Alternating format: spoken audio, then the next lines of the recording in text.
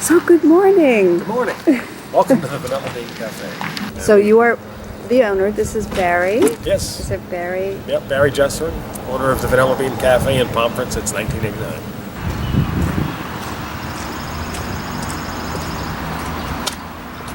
That's one thing I love about this cafe is your hospitality just absolutely comes through. Well, you know, it's a part of my family, I guess. You know, my mom was of European descent and had the whole European hospitality thing going on. And you co-own it with your siblings. Yes, so my brother at the moment. We have a couple of silent partners who are family as well, but my brother and I are the owners and operators of it.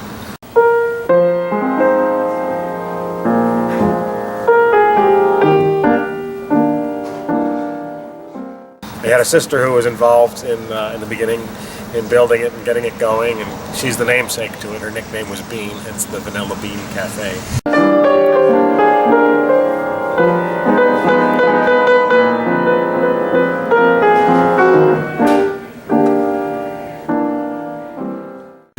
And this used to be a barn. Is that correct? Yes, it is. It's an old barn that was attached to a house that was built here in the early 1800s. This is what the property looked like until 1975. The house was destroyed by fire in the mid-70s, and what was left was the barn. And here is the barn.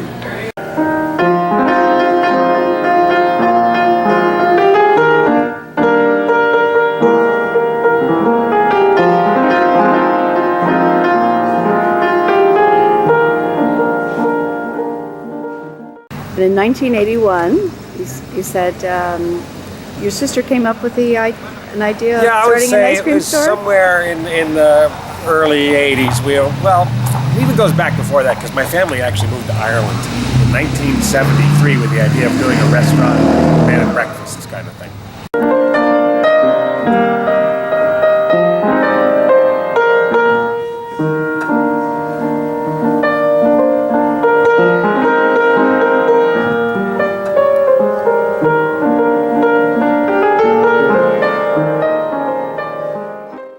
You know, so the idea of doing a family business restaurant has sort of always been part of who we are.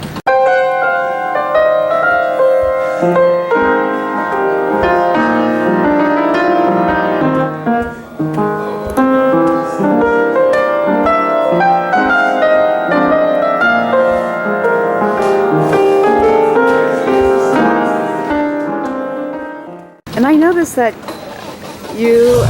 your family won an award for starting a family business? Yes, the University of Connecticut, which is nearby, it's about 20 miles away. Every year they offer an award called the NOSCO Family Business Leadership Award. Isn't that it's wonderful? basically for family businesses that show innovation and leadership in their communities.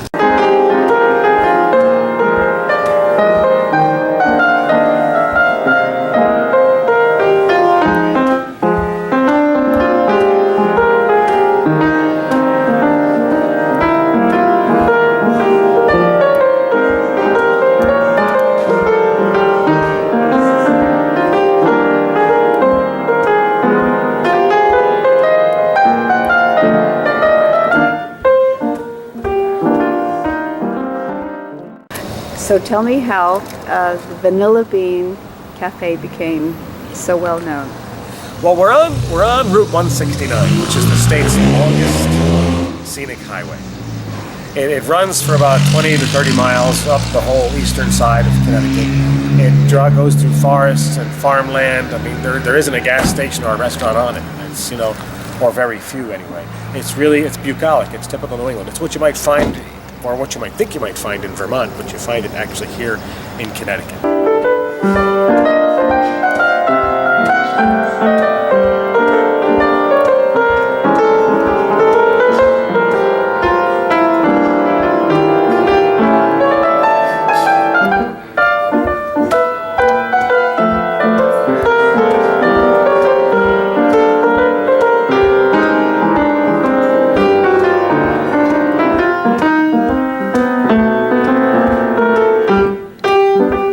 Because it got that designation and it got the scenic byway designation, it became a tourist destination along with the whole corner of the state.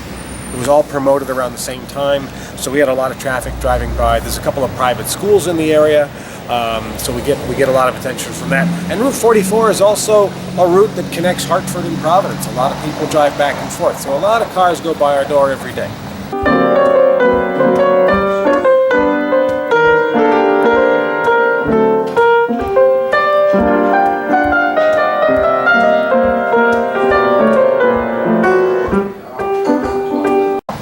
Road enthusiasts and tourists and day trippers, they all have to have somewhere to go, and this became one of those bucolic little country cafes that they go to.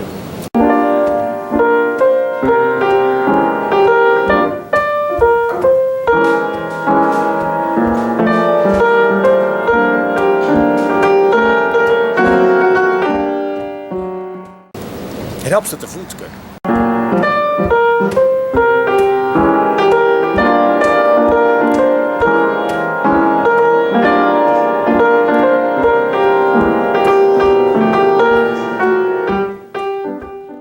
And the name, the Vanilla Bean, somehow got connected with Coca-Cola. It did. In 2002, they found the Vanilla Bean Cafe in an internet search when they were trying to figure out what to do and how to launch the Vanilla Coke that they were coming out with at that time. The story is they found it in a blog. They were wondering why, and they traced it down. They found the Vanilla Bean Cafe. They took a look at it. Our website was up. It was new at that time. They looked at the logo, which has the guitar and the outdoor dining and all that. They looked at the pictures, and they're like, this could be the place.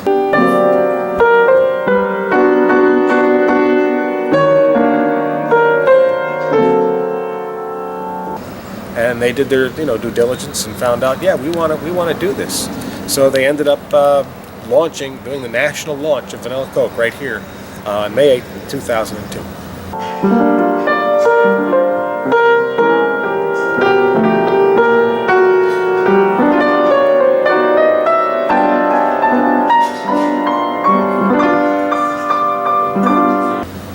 And is that when the business really took off?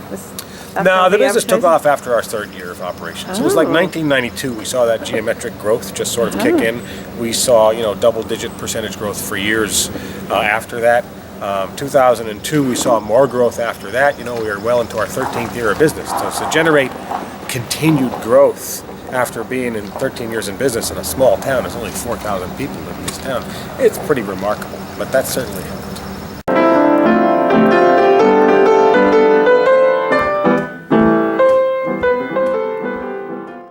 Well, my role is that of a storyteller. I have to tell a compelling story, right, that entices my employees to work here. That I have happy employees working in a place that works well for them in the future they're going to, but it's got to be an enticing story that attracts the customer as well. And sadly, most small towns end up dying due to young people moving away. But you found something to keep the young people to stay in town so that the whole town could grow and benefit. Well, it helps. When I was a young person myself, I was living in this town. I graduated high school. I wanted to get out. I went to college for a little while. That didn't work out. I ended up going to technical school in Boston, but it got me out of northeastern Connecticut. Northeastern Connecticut back, is forest and farmland. There wasn't a lot going on. So part of my mission when I came back here to do this was to create a place for young people, a place where they could learn and be around other young people and be around vibrant things and just have fun while they're still going to school locally or they're on a hiatus from school or something like that. It makes a difference for them.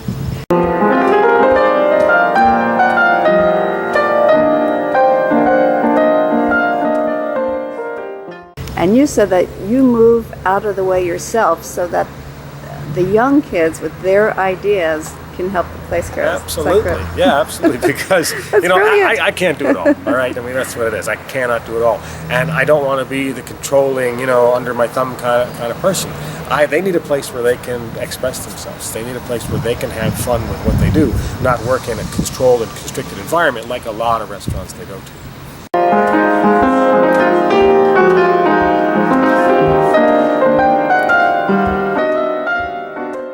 You certainly are a community builder.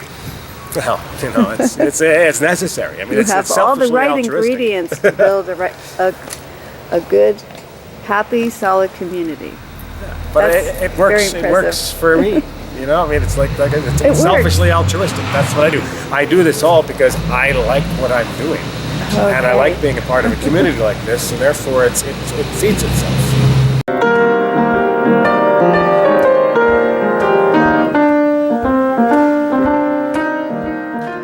So, should we talk about the menu? We can talk about the menu. Okay. Should we go inside?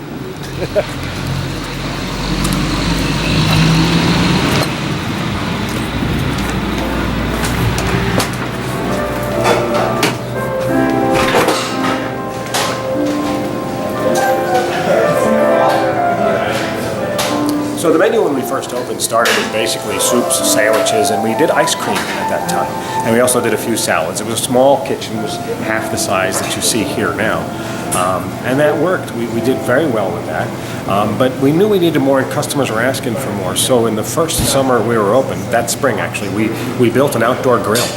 And so from May to October, the menu took on a whole different flair, and we did burgers and chicken sandwiches and hot dogs and steak sandwiches and fish sandwiches and things like that, all off the grill outside. So it was a big marketing thing on its own. You come by this corner and you smell the cooking and you see the cooking, and people would just come in.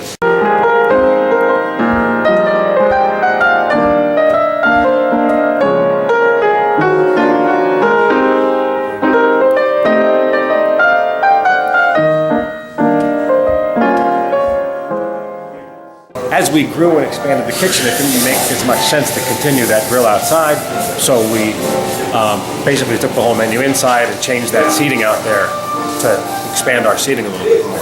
But the menu itself, as you can see, it's a chalkboard menu, and it represents, you know, a lot of things that are good to eat and easy to prepare within like a 10-minute wait time.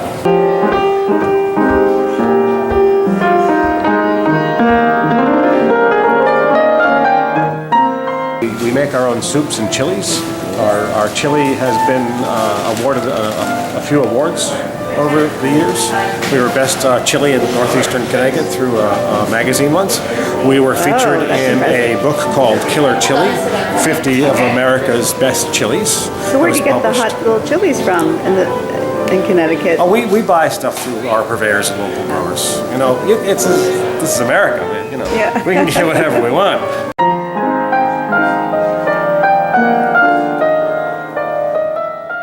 But you know, we buy quality ingredients. We buy local and seasonal when we can. We spend a little bit more money. I mean, pretty much what we are, we're food snobs, and we want good quality food for ourselves and our families, and we're going to sell that to our customers because it's. And while it's not the most profitable way of doing business, it's certainly the most sustainable and healthy way of doing business.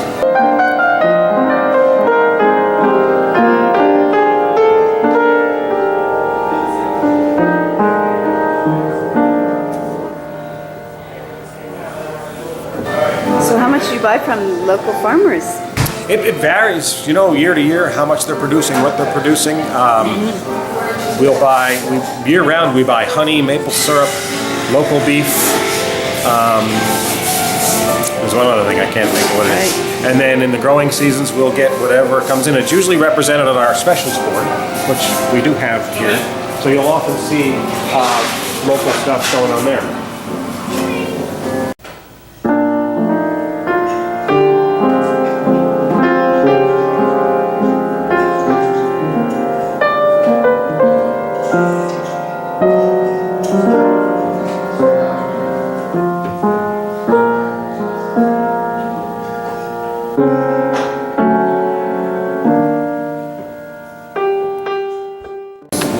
Serve wine? We do. We serve beer and wine. We pretty much did that from the beginning because a cafe like you'd find in Europe sells beer and sometimes alcoholic beverages, but I didn't want to do that here. But you know, it's what people look for when they're going. It's not a big percentage of our sale. It's about 8% of what we sell is beer and wine, but it's enough for people who want to come in and enjoy a fish sandwich outside of the patio with a glass of wine or a good beer. We bring in local beers as well. We have local wines as well.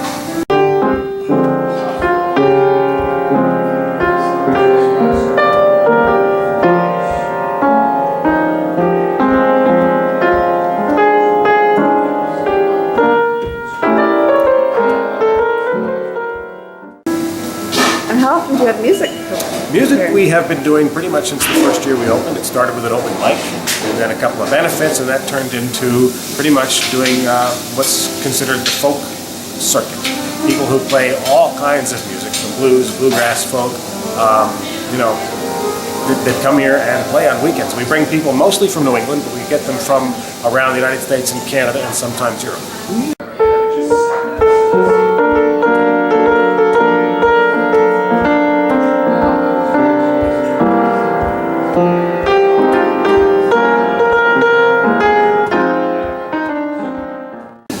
I'll tell you what impressed me the most when we came in was how visible you were and how you made everybody feel welcome walking from table to table. It's like you knew everybody sitting down. And well, you got us on a Monday holiday when you first were here, and you know, it's a lot of people are around that we know, but it's like that, you know. It's kind of like Cheers. You know, I know a lot of people that come here, and they all have a story. They all have funny stories, and it's really what puts meaning into this type of work that we do. It's that we know the community, we care about the community, we do benefits for people in the community who have difficult times financially or from health situations.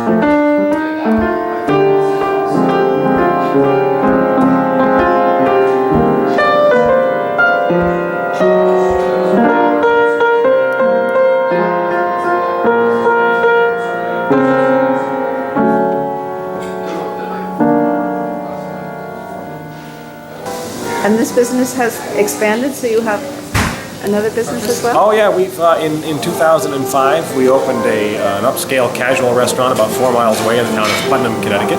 What we noticed was a lot of our customers were going to Providence for dinner or going to West Hartford for dinner because they wanted good food, they wanted good service, they wanted to sit down, they wanted to be waited on, they wanted a full bar. You know, we didn't have that. They asked us to do it, but it's not what we are. We weren't going to change our offer for that. But we thought, man, if we could open up another place that does that and stop them from, it's not so much driving to Providence or West Hartford. What we were trying to fix was the drive home.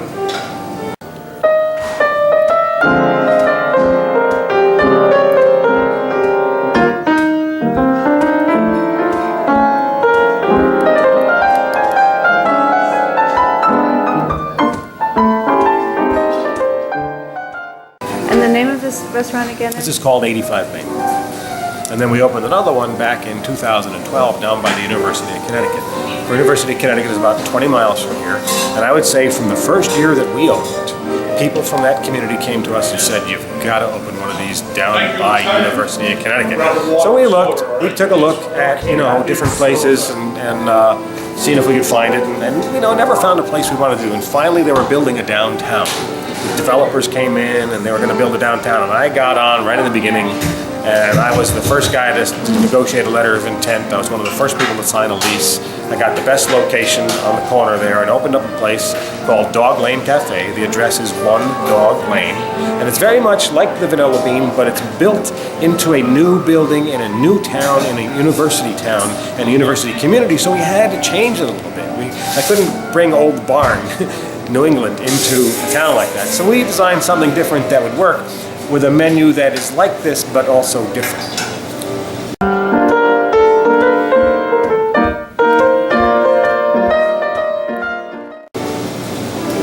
And I've noticed here all of your the magazine. This here is the all of their accolades and all their advertisements that they've been in magazines. Motorcycle.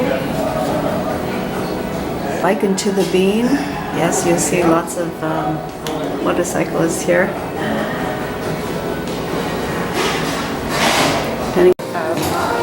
Yeah, for years we've you know, we're a destination. People know about us, they learn about us, and that brings writers, and that brings travel writers, and we've been in the New York Times, we're in National Geographic, we've been in the Boston Globe, the Boston Herald, the Providence Journal, and a bunch of local papers, Connecticut Magazine. We usually win different kinds of awards. Yankee Travel Guide named us Connecticut's Best Country Cafe back in 2011. But it's because we've been here as long as we have. We maintain the quality that we have. It's my brother and I are here. We're present.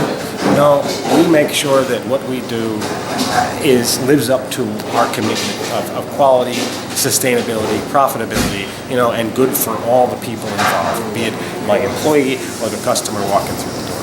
You certainly have built a destination place. Well, it's fun. Basically, we built a place we would like to go. We produce a newsletter we have for over 20 years. It comes out 4 times a year. It's called Bean Soup. I named it Bean Soup because it's eclectic. It's a mix of all kinds of different things. It could be articles about the area. It could be articles about... Oh, and where do we get this? Oh, you can pick it up here. You can also find it online.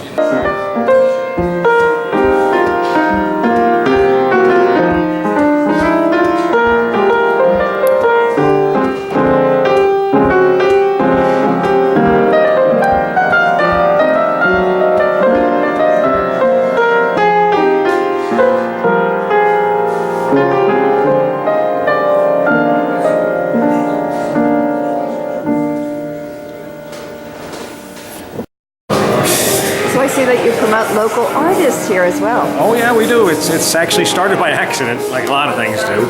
We had just expanded into the middle part of the barn here in our second year of operation, and we overspent our budget, and we didn't have any money to buy stuff to hang on the walls. So my sister says, well, I have an artist friend who might want to hang something temporarily until we can figure that out. So she came in and hung her stuff. We gave her 2 months and said, we'll get it figured out by then. And within that time period, other artists came to us and said, hey, can we hang our stuff? So it turned into a shows that lasted for 2 months. We decided not to take any commission on the sale, so the artist didn't have to up their price to get what they need. So no commission for anything that comes in here. And because we became popular for it, we ended up having to change it to 1 month only because of all the artists that wanted to hang in our wall space. So is this some of the original art you've done? This is from 2002. This was done by a local art teacher. He's the art teacher at the local Hartford school. These 4 panels up here depict cafe life and actually are real people represented it.